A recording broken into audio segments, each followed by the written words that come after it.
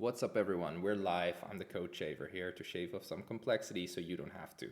Let's today jump right into the code. So last time we looked at this sort of Mac dock effect, right? And as you can see, there are some small issues. I tried to add this graph that sort of represents the movement of the thing, but it kind of freezes up.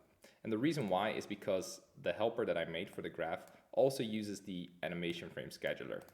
So a good thing to do in that case is not to fire as quick as possible, but kind of slow it down if you're using multiple at the same time. And the best way to do that is to think in terms of frames per second, you know? If you're a gamer and you play video games or you like to watch movies, then you probably know what frames per second means. It's basically how many frames do you want to fire per second. And I think it's a great sort of abstraction that kind of makes sense to a lot of people. So we all know 30 frames, 24 frames, 60 frames.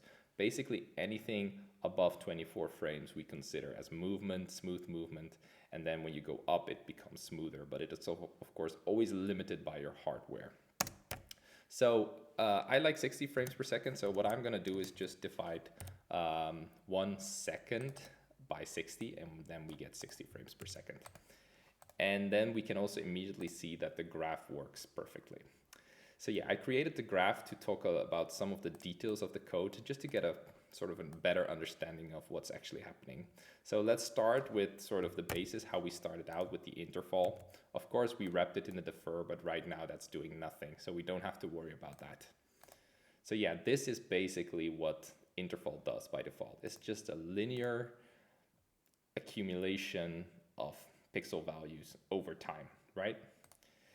And then by adding the sign logic, and let me just take out this one because that was one of the last things we did in the video last time. You can see that you get this sine wave. Okay.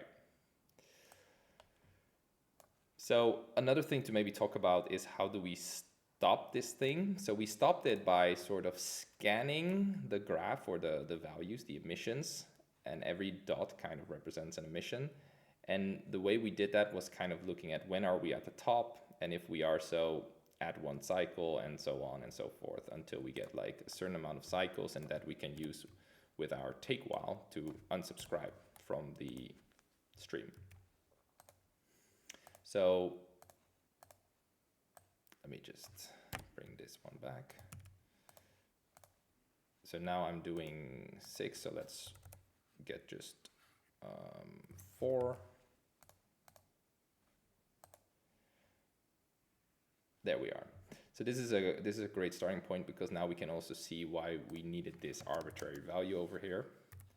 If I add this, we're basically shifting over the sine wave, if you will. And that way we are starting at 0 again. And the reason we have to do that is because we shifted it over here to sort of get out of the minus zone. So that's why we need to add this arbitrary amount over there. And that sort of leads to that smooth motion. Of course, the last thing we also saw last time is the amplitude. So we can change things like that, and we get sort of a different movement, and we can see that represented there in the graph as well. So yeah, I hope that was useful. This is just a small update. In the next video, we will be rewriting this thing, and maybe I've given you a little bit more time to see what is inherently wrong about this code. To give you a small hint, we have sort of favored aesthetics over functionality. So we think a lot about how things look and what they do, but we have to really dive into what is the purpose of this. And that's what we're going to explore in the next video. So see you there.